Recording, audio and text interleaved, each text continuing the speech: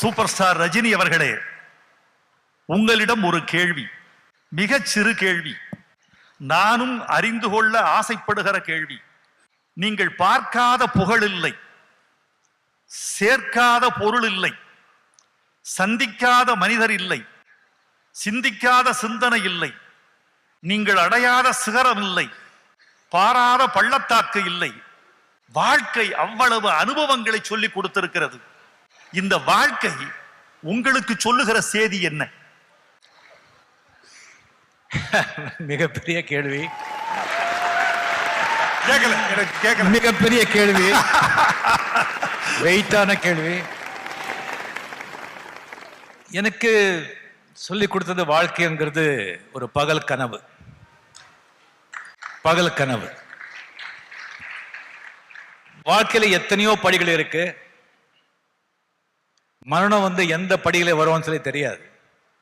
அடுத்த படியிலேயே எங்களுடைய மரணம் அப்படியே நினைச்சு போயிட்டே இருக்கணும். நன்றி.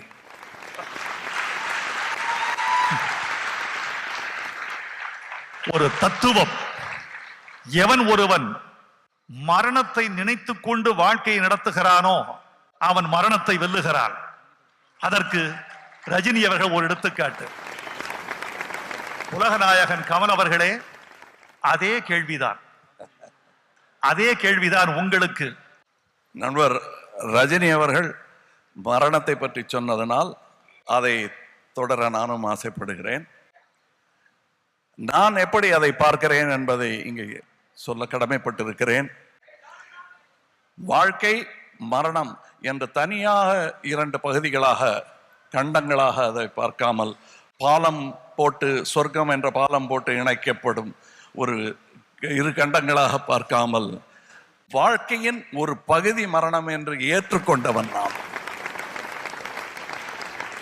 அழகான முற்றுப்புள்ளி போல பெரும் கவிஞர்கள் எழுதிய கவிதைக்கு கூட சரியான இடத்தில் முற்றுப்புள்ளி வைக்கவில்லை என்றால் கவிதை முழுமை பெறாது.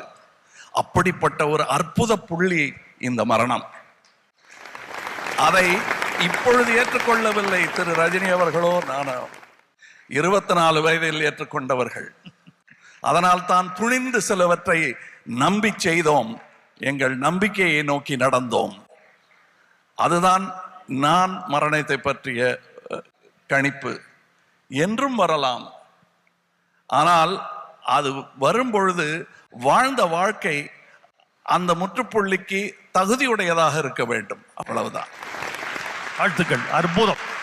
அற்புதம், ரஜினி அவர்களே. இந்த சபைக்கும் சமூகத்துக்கும்